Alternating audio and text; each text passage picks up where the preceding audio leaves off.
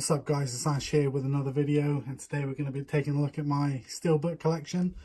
Most of it's all comic book, movie or superhero movie based. So yeah, cool, let's have a look.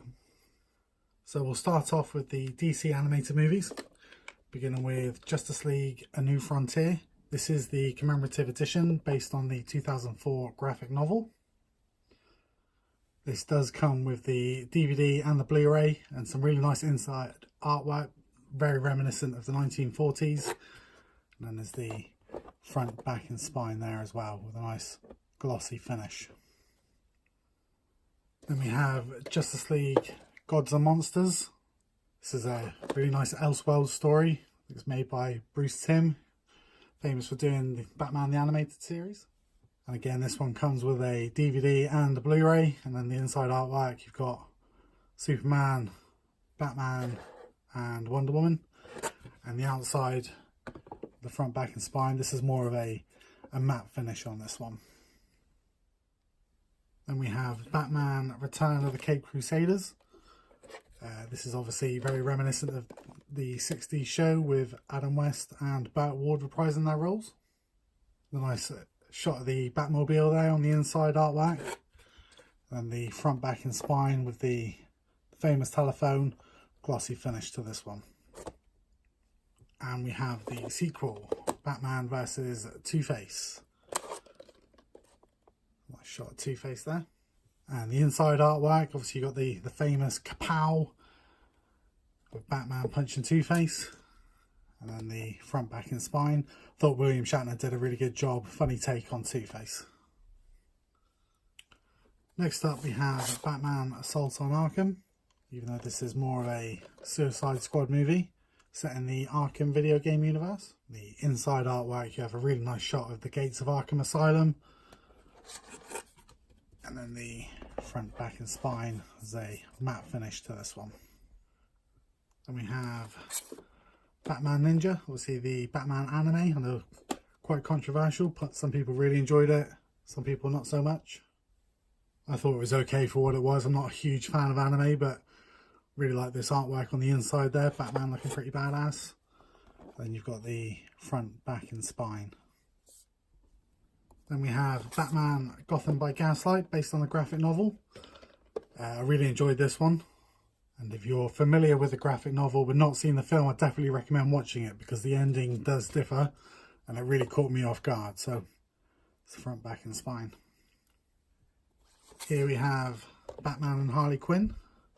This was supposed to be the return to the DC animated universe by Bruce Timm.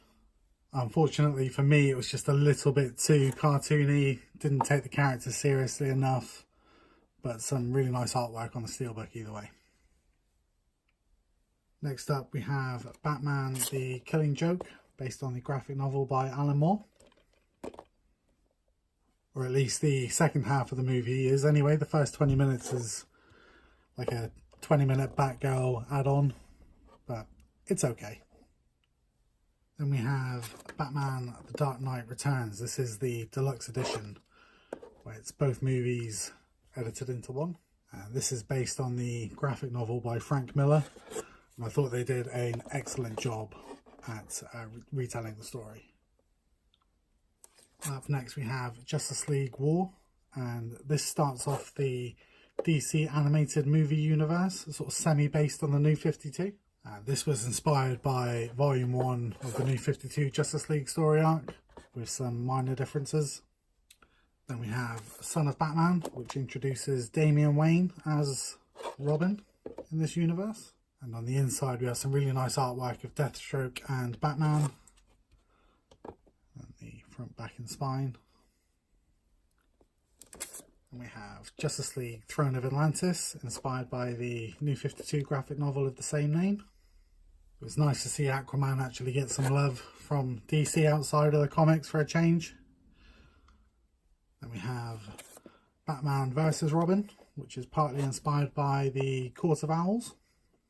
If you're not familiar with the Court of Owls or the City of Owls, you could watch this and have a pretty decent base knowledge of what's going on.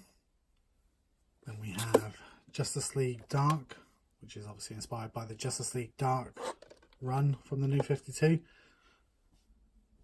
The cool thing about this is it has Matt Ryan reprising his role as Constantine from the TV show. Then we have Batman Bad Blood. I think this is the first film in the series which starts to deviate a little bit from the New 52 storylines. This is partly inspired by the graphic novel Battle for the Cowl. Up next we have Justice League versus Teen Titans. Some of these steelbooks have really nice inside artwork and some of them are not too exciting. There's the front, back and spine. And we have Teen Titans The Judas Contract, based on the graphic novel of the same name. And again, another really nice shot of Deathstroke in the inside artwork. The front, back and spine. Up next we have Suicide Squad, Hell to Pay. This movie does a really good job of tying in the Flashpoint paradox, which unfortunately there isn't a steelbook for, at least in English. And then we have the Death of Superman, which again inspired by the graphic novel of the same name. It's a nice shot of Doomsday there. It's the inside artwork and the front, back and spine. And the sequel, which is the Reign of the Supermen. There is another movie, but that hasn't had a steelbook, which is Superman Doomsday, which tells a brief story version of the previous two films.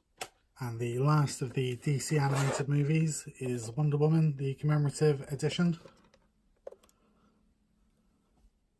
I should point out that this is not part of the DC animated movie universe, but still nice nonetheless. Nice glossy finish. And sticking with DC, we've got the live action movies. We've got Batman 66. A nice shot of Batman and Robin in the Batmobile. And the front, back and spine. Then we have Batman Returns. I do have Batman 89, but I don't have the steelbook. I've actually got the Digibook edition for the 25th anniversary. Then we've got Batman Forever. Not the best movie, but out of the Burton and Schumacher movies, this has probably got the best steelbook. And just for completionist's sake, we've got Batman and Robin. Probably the less said about this movie, the better. Then we've got the Lego Batman movie. Super fun, really enjoyed this one. It's a nice shot of pewter. And then the front, back and spine. Here we've got Batman Begins. See the start of the Christopher Nolan trilogy. I know some people had their issues with Christian Bale and the Bat voice, but I thought it was a nice different take. Then we have The Dark Knight, arguably the greatest comic book movie ever made, with Heath Ledger as the Joker. I feel quite lucky to have a copy of this with inside artwork. I've seen plenty online without, just the plain ones. And to finish the trilogy, we've got the Dark Knight Rises. This was actually the first steelbook I ever bought. Then moving on to the DCEU, we've got Man of Steel. What really bugs me about this one is that the inside of the shield isn't yellow. It's just a little thing that annoys me. You've got the front, back and spine. And we have Batman v Superman, Dawn of Justice. This is the Ultimate Edition. And this is probably one of the best scenes in the movie, the actual showdown between Batman and Superman. And we have Suicide Squad, the extended cut. And the inside artwork. And that's a pretty cool drawing, I like that. Then we have Wonder Woman, which is arguably the best film in the DCEU to date.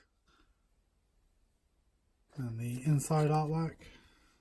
And the front, back and spine.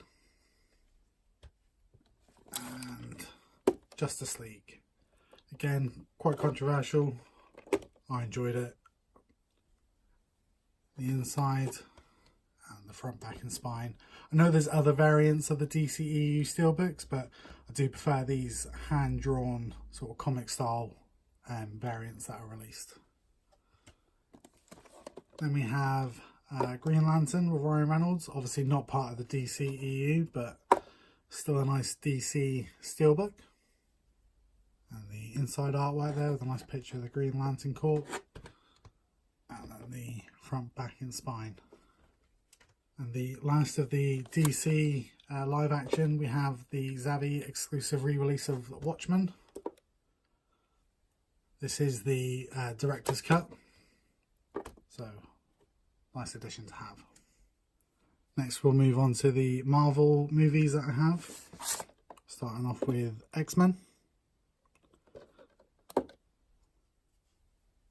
I enjoy the X-Men movies for what they are. I know the timelines are a bit convoluted, but if you take each film for what it is, they're more enjoyable. Then we have X2, X-Men United. This is actually a metal pack, not a steelbook. And I think this is my favourite of the original trilogy from the X-Men series. Then we have X-Men The Last Stand. I don't hate this movie like some people do, although I can absolutely recognise the flaws in it, and I think they certainly rushed some of the movie. We have X-Men First Class. This is one of the few steelbooks I have with no inside artwork, which is a little bit disappointing. It's also got the back of a normal Blu-ray sort of printing at the back. Not a huge fan of this steelbook. Then we have Days of Future Past, the Rogue cut. And this is probably my favourite of the second X-Men trilogy, and I think the Rogue cut in particular does it justice. Then we've got X-Men Origins Wolverine with a lenticular cover, which is pretty cool, although the film isn't that great. Again, it's not a terrible movie, but like the whole Deadpool stuff, it's not for me, and that's what it looks like without the lenticular magnet on the front. Moving on to the Wolverine, which I think is a far superior film over the Origins one. Again, this is the extended edition it comes with as well, and the front, back and spine. And then Logan, which I think is my favourite X-Men film of all of them.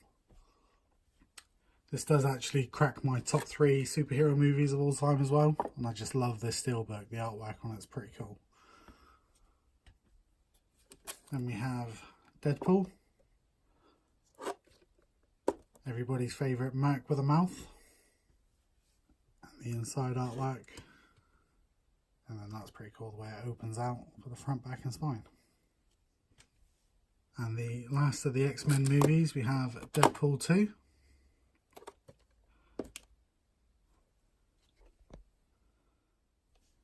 Again, probably not as good as the first one, but I mean still just as funny. And you've got the front, back and spine. This is the 4K edition. And then up next we've got the 4K edition of Venom. And again, a bit of a controversial movie. Some people enjoyed it, some people not so much. I quite enjoyed it. I thought they did quite a good job of doing a Venom movie without Spider-Man. And moving on to the MCU, I don't have many, I've only got 4, I've only just started collecting them. But here's the first Ant-Man, which is a really cool steelbook.